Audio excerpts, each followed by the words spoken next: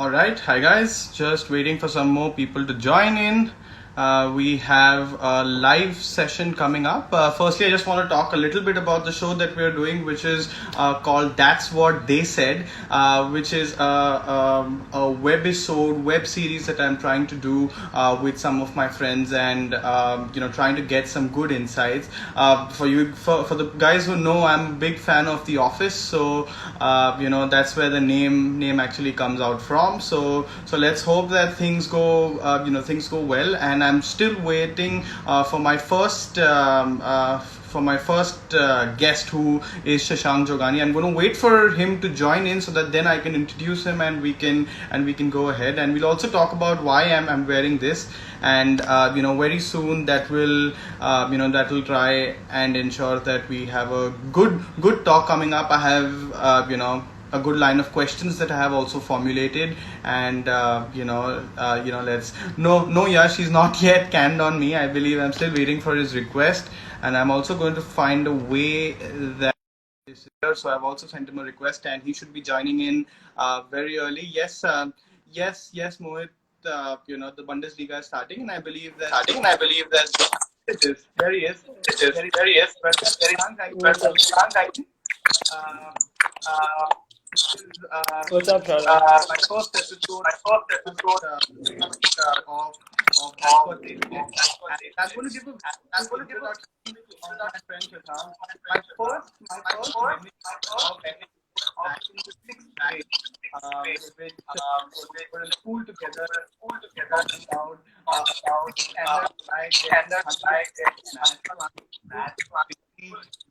boy that is actually here. So, so maybe this can be something where we get some more insights to know about this crazy genius guy.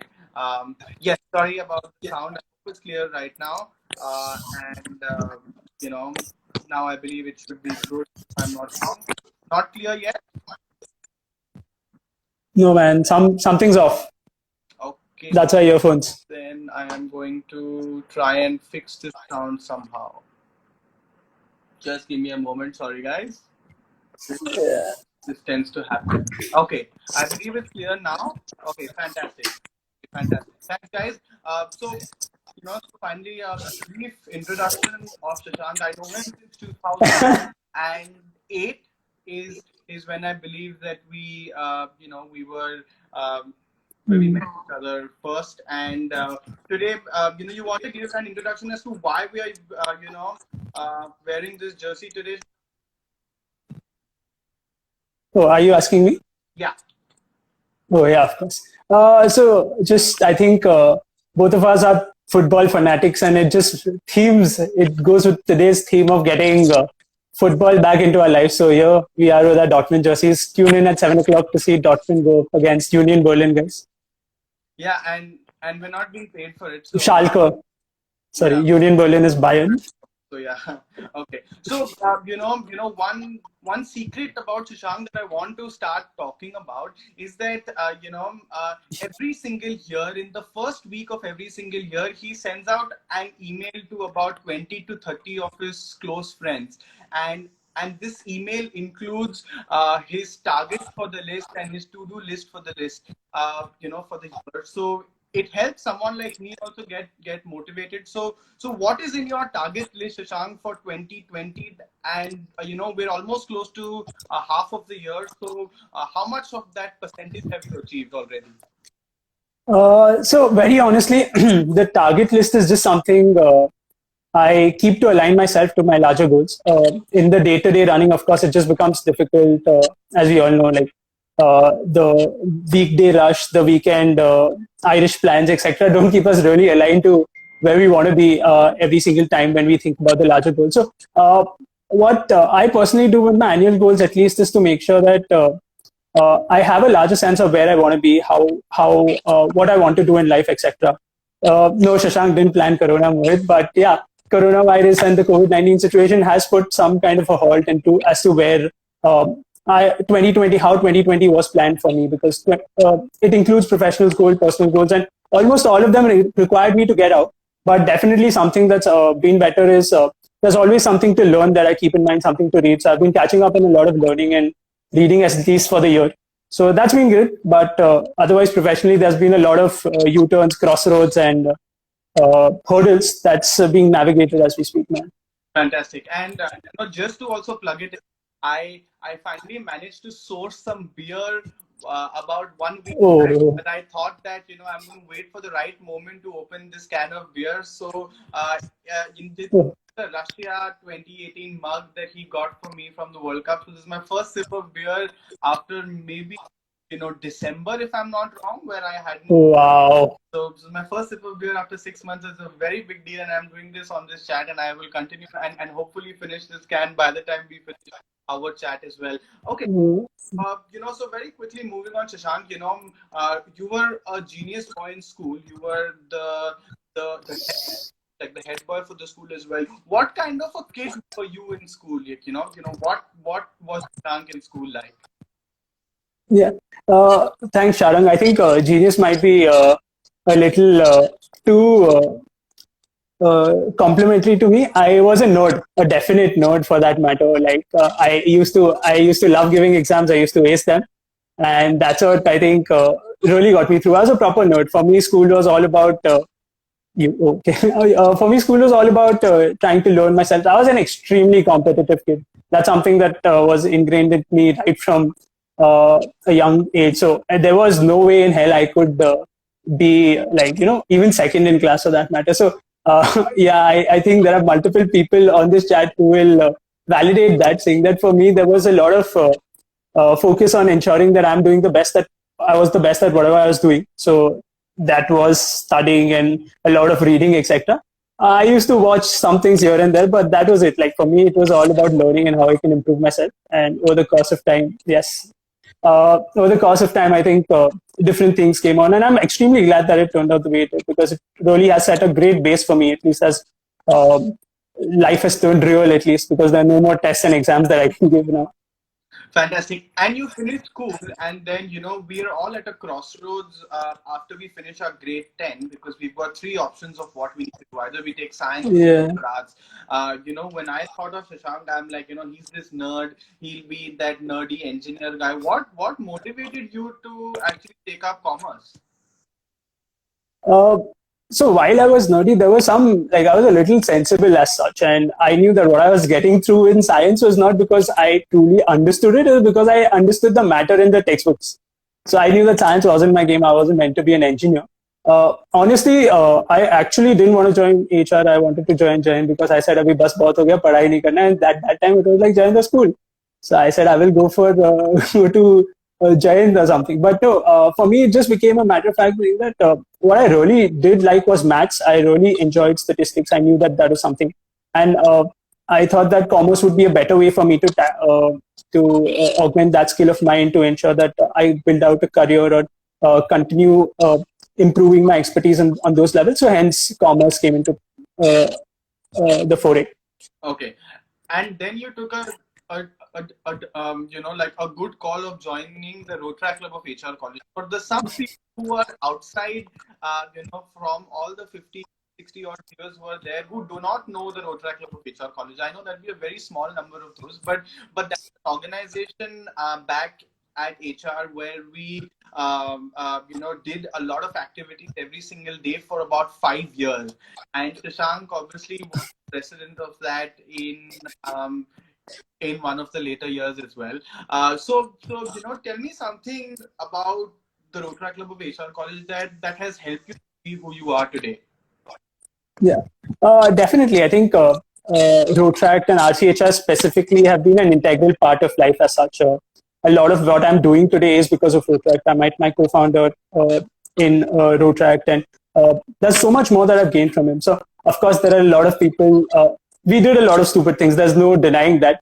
But one thing that definitely I take back from Rotract, which has lasted and which I think is crucial and integral to anything I'm going to do, is people and relations. Is how do you deal with different kinds of people? How do you converse with them? How do you deal with people at large? Different personalities, tackling those, and of course the relations that you make, the collaborations, the contacts, etc. Just a wide network, right? At the end of the day, they say that your values as much as the network that you have. And it just, because when you come right out of college, your network is only so much. At least for a kid like me, it was only that much. What Rotaract did was it let me increase my network, got to know a lot more people, augmented a lot of those skills, etc. So that's what Rotaract was for me. And I think, yes, memories, etc., as people are saying, are a part of it. But I think the biggest thing for me was the people, the relations, the contacts that I took back from there. Do you want to respond to Prasham's comment where he mentioned met a lot of special people? Oh yeah. I met a lot of special people. A lot of people on this chat today are from Rotaract. So yeah, all of you are special to me. Okay, fantastic. Cool. So, talking about school and college, and then if we do think, couple of these things together, I'm not talking about regrets, but what would you do differently, or what would you do more or less in your time span that would make you like a better person, maybe help you with your current current job that you're doing? How will you manage it? Yeah. Oh, definitely. So, of course, in hindsight, if there was one thing I could actually put out there, which is with respect to even school or college, is some more technical skill set, I think would have been something I would have definitely liked to do more, because after once you're out of college, there's only so much time you have, right? Like your day to day, your 9 to 6 or your 9 to 9 or 8 to 8, whatever you like to call it.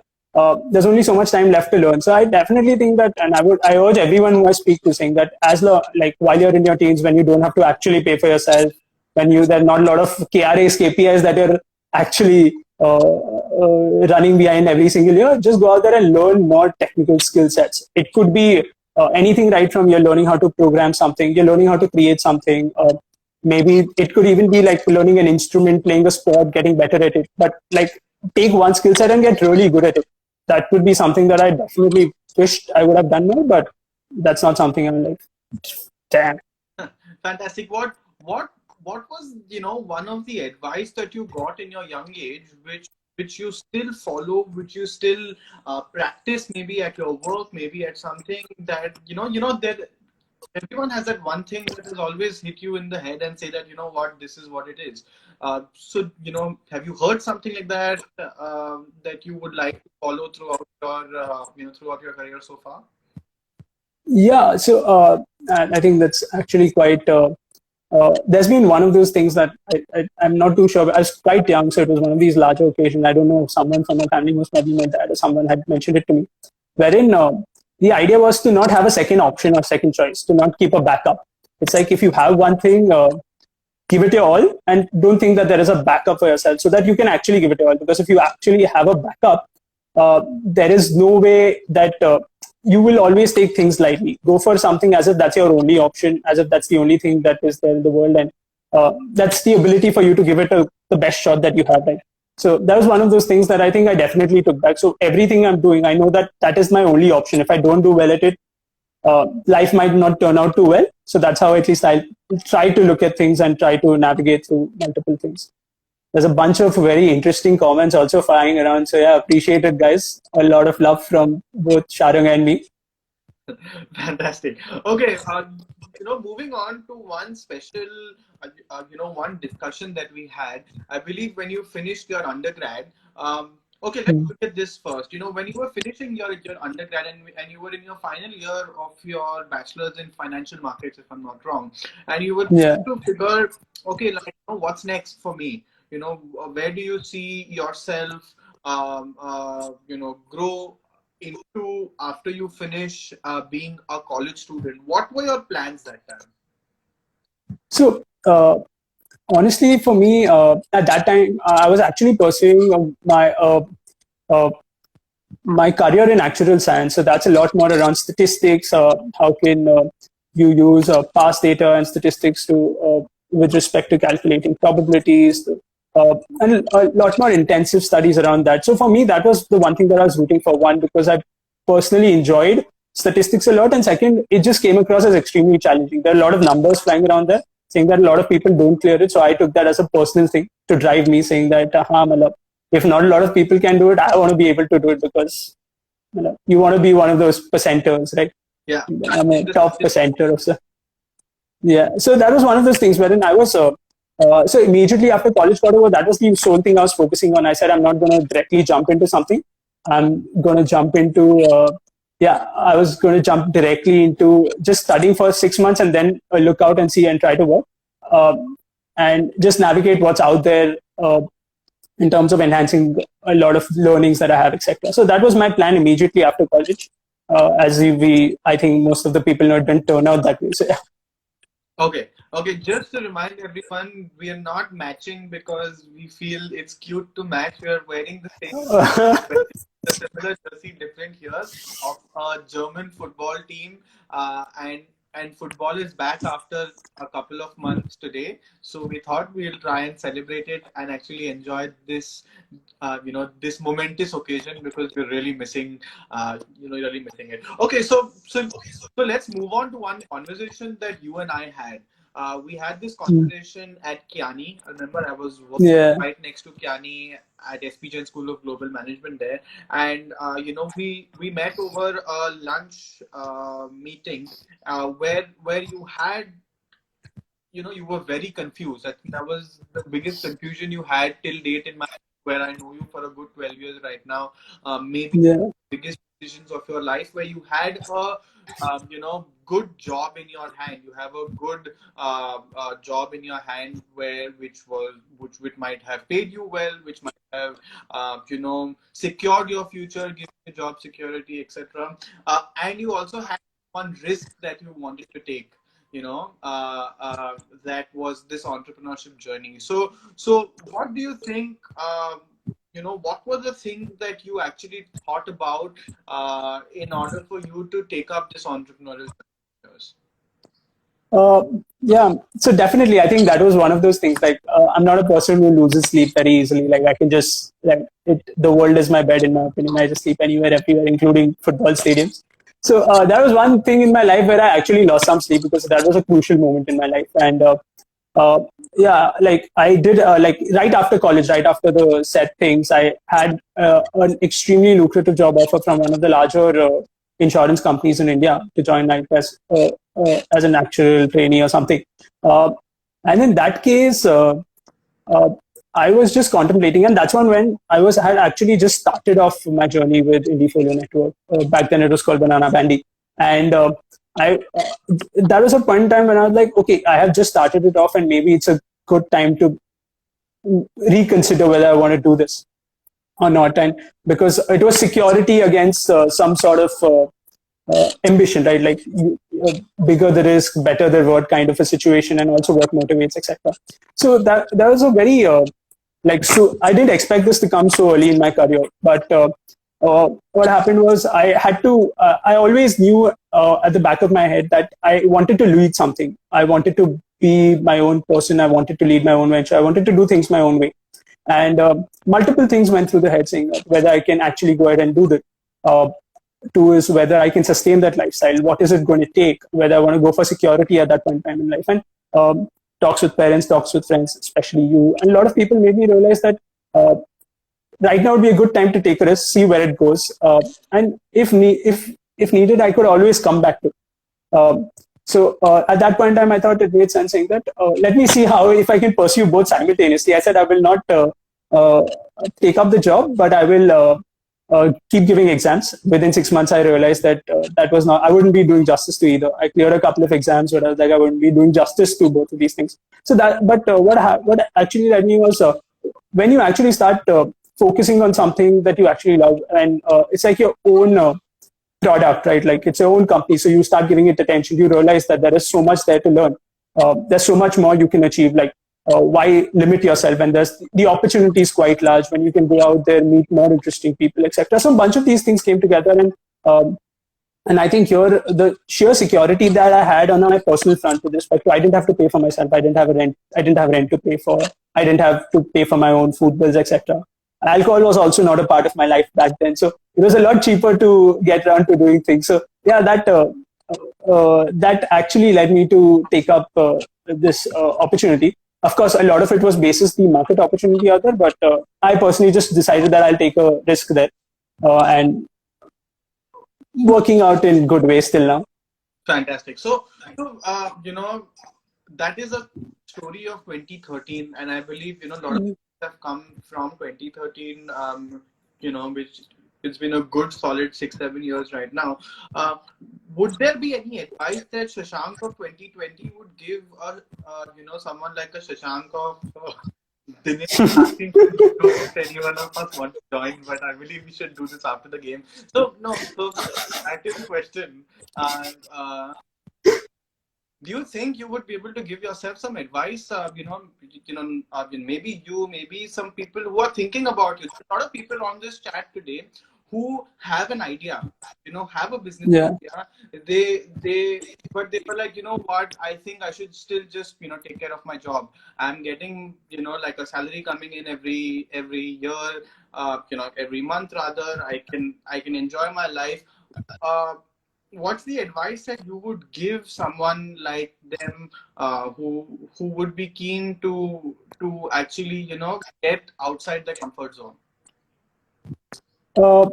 So I think definitely for me, honestly, it wasn't a very well thought through decision. Honestly, I could have done much better in thinking this through. It was sheer luck, if I have to say so, if I have to point out right now, that I went ahead with it, and I think it worked out decently well. But if I have to go back and think, I think there are multiple frontiers, right? It's actually about whether you would be able to, like you're making the decision. The worst is that it doesn't work out after a couple of years or 3 years. Will you be able to live with this? After 3 years, are you risking some like a regular life? Like if you are going to be sacrificing on basics of life, and basic is a very subjective thing from person to person, at least. So that there's a standard of minimum basic standard of life that you want to live with. So are you going to be sacrificing that? And if the idea is something that you're willing to do that for, then definitely I would recommend that you jump for it, because it's a lot more about, because you're planning to spend, that's going to be your biggest priority. It's going to be bigger than anyone that you know of, any individual that you're spending time with, or you're with. It's going to be consume you. So if you're willing to do that for the next few years, if you think that the idea is something that you want to pursue like a mad dog, you want to eat, drink, sleep that, and you're not really you're not losing yourself in the process, you're not losing some basics of life in the process, then I think that's something that's how I would actually create a framework for it. At least that's a framework as such, because after that there is an emotional response also, right, that comes into play, which is again something from a person to person. But at least sitting down with a pen and paper, these are a few things that I would actually list down. Sure. So you do a lot of things. You are, I believe, you spend a good 16 hours every single day on your laptop, be it lockdown, be it not lockdown. I believe just before you are making a fantasy team for the Bundesliga, which is yes, very much. And so you're very active on doing things. But do you think that barring issues from the lockdown, do you think is there something that you're really passionate to do, but you don't have the right platform or having enough time to do? Like like, remember we were having a conversation, and I believe that I struggled during starting my business, but entrepreneurs should not struggle. Why should they struggle and invest time on things? So you wanted to go back to college, go back to HR, go back to different places to actually teach. What else do you have in mind, or you can talk about this point where you want to go and help entrepreneurs who are starting off, to help them with different things. What do you what are you passionate about that you're not being able to pursue at this point in time because of lack of time? So definitely, I think there are multiple such things. And I think both of us also. There's one thing that I think is a common consensus across everything is sports. I think at one point in time in life, I want to be doing something that just consumes. Like it's not like every single day, if 16 hours is on the laptop, at least 2 hours is just reading some crap about sports, reading about some random football or cricket or basketball game that happened in the 1960s and watching and understanding those. So there's a lot of those things, and sports analytics is something I'm very closely looking at as to how I can, at some point in time in life, be associated with it. There's a lot that I think cricket has to catch up with, and even football on some matters, how basketball, like there are companies like Second Spectrum, etc., which monitor every single movement. Like they consider players as dots, and they monitor every single movement of those players. And there's a lot of analytics saying that in one position with two players surrounding you, what's the probability of something, of a shot going in, and what's your best pass there, or what's your best move there. So I think there are multiple such things which I think sports can do. And with the advent of, like, there's so many things you can do in cricket, right? Like, which is the best bowler that can be, what are the best fielding positions with the best bowler? Like, there are multiple such things. Yes, and as people are saying, we would like to have some update on Spotlight as well. That's one of those things that we did in the past. Definitely something, sports analytics is one of those things. And when I was actually starting my business, and as I've even been growing, there are a lot of mistakes, a lot of rookie mistakes that I've done in terms of, if I just had a simple framework. I keep coming back to the word framework because it just organizes life so much, right? Because then, when it comes to legal documents, analytics, how do you maintain your basic compliance, etc. I think there are multiple of those things that I think could just have just been taught in college. With all due respect to all the syllabus that the Maharashtra board, the Delhi board, or whoever sets this up for us does, I think there are a lot of basics that are missed out on, that are not taught. Or, for example, it just can be how basics and fundamentals, how economies work, how companies work, how governments work. There's just a lot of those things that I think can be conveyed to students or conveyed to anyone in a much more basic level. And that's something I'm extremely passionate about. And I want to do something about it. And that's when I think I also came to you saying that, do you want to do something around in schools or colleges, saying that wherein we can go back and say that these are small things that we can give back. Maybe just at least also be in touch with college in some way, and young people from a younger demographic in some way. So that's something also I'm very passionately looking forward to doing at some point in time in life, at least. And yeah, Sharan, time for one more sip. Yeah, Raj Parik is constantly requesting it. No. We have some questions that Naman and a couple of people are asking about Spotlight, which is our blog, which is our sports blog. What are your thoughts on that? What do you want to do about that? Because we have 15,000 followers. Yeah. So we need to make 15,000 odd followers. What we need to do about that? Yeah, I think at one point in time we had some 35k followers. What is that, Pete? Yeah, we did about 30 to 40,000 followers. We did have that. 30 to 40,000 followers, right? Yeah, but funnily enough, yesterday only I had a conversation with Karan Bhansali. Karan, if you're here, say hi. What's up? So we are actually thinking as to what we can do, if we can do something about Spotlight, because even there's just such a monetize the followers, would love to, but optionally. But definitely, so Karan and me were actually discussing if we can just take those 12,000 followers, 500 followers, or whatever we have right now, and actually do something. Thinking of a couple of ways. Can we focus on the Indian sports market better? Yeah. There's so many sports coming up, right? Like, it's not just cricket. Badminton has grown, kabaddi is good, but there's also a lot of things happening in athletics. There's a lot of things happening around Formula One. There's a lot of things happening around even basketball and other sports. Can we take those sports and highlight the up and coming individuals? Can we talk more about the history of these sports in the country, the pioneers, and give them some light there? And another thing as such, other than sports, there's also one more thing I'm extremely passionate about personally also, is quizzing. So can it just be an exclusive sports quizzing page? There is no need to monetize it. It's just something that I think on a day-to-day basis is just a fun thing that can be done. Some quizzing content here and there, and just love to. So these are a few ideas. If there are more ideas and people want to join, please, let's do something. Down for it. Fantastic. Great. I have a couple of questions before, we close this. One of them being that, you work as an entrepreneur right now. What is your take on, stress, and how do you deal with stress? How do you, was there a time in your professional career where you were like, screw it, I don't want to do this anymore, things are so terrible? How did you get past that? What is the mechanism, or what are the ideas that you use to actually get past that? Definitely, man. Like, I think a young company, not sitting on unlimited capital, it does come to a point where you're thinking, why the hell am I doing this? Why am I losing so much? What can I actually do here to make sure that I'm also happy, but also doing something that's worthwhile? I think the one thing that's definitely helped, which I have realized, I think two things that I want to point out. One of them came recently from this friend called Vidhi Jotani. Hi, Vidhi, if you're here. Just some basics about how to put your mind at ease through some basic meditation techniques. That's really helped me in the past few months. So that's something that I really fall back upon. But be it a difficult call, be it a tough decision to be made, be it something that is making me anxious, I think I definitely rely on some form of meditation. And the one thing that I have always followed is communication. I think transparency and communication with any related stakeholder or parties definitely helps. So if I'm going through a tough time at work, the person who's giving me a tough time, or anyone, like if there is the decision is going to impact anyone, I try to make sure that I speak to them more. I tend to speak to friends a lot more about the decision, taking more opinions. So that definitely helps. And then it's just about going through with it. Like at the end of the day, these tough decisions need to happen across businesses, need to happen even in personal life. And that's something I tend to rely on. Fantastic. Yeah, man. So one couple of questions, one set of couple of questions that I had, it's actually two of them. I had mentioned to a lot of people that I really enjoyed Spotify original by it's called 22 Yarns by Gaurav Kapoor. I'm not here to sell it or do anything about it.